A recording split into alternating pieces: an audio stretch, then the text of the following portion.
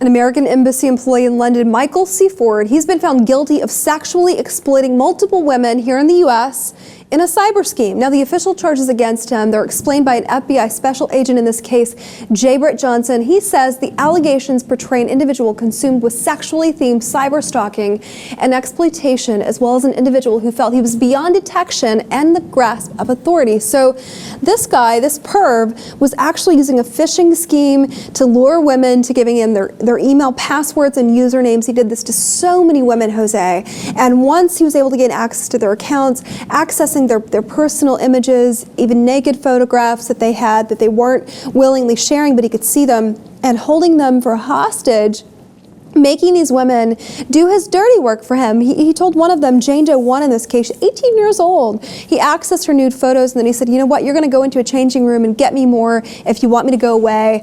And this perv, found guilty, losing his cushy embassy job, but yet he was able to do this for so long. It's once every while we hear of these cases of government employees or even law enforcement agents using their power, using their position to commit crimes. But this one is especially, because you see the motivations. We reported on the case of the Secret Service agents that steal bitcoins from Silk Road. And you will think, well, he's stealing money from criminals already. Mm-hmm. But this guy, going after young girls, hacking them to keep going on with his perversions. I'm going to publish your naked photos if you don't get me some more. That's what he was doing. Yeah.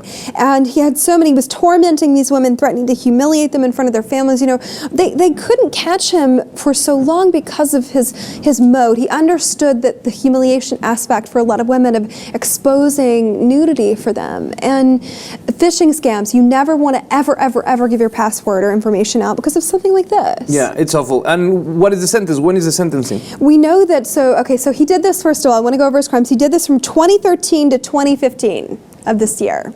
And he was found guilty of this. They're sentencing him. His penalty phase begins in February of next year. So victims' impact, if they have the courage to come forward, it could really impact how he's sentenced in the next 2 months. So the more victims come forward and accuse him, he could get a worse sentence. Mm-hmm. Well, one embassy perv is busted. He actually has been caught for this. One more off the streets, thinking he was beyond detection in the grasp of authorities. Hey, buddy, you're not.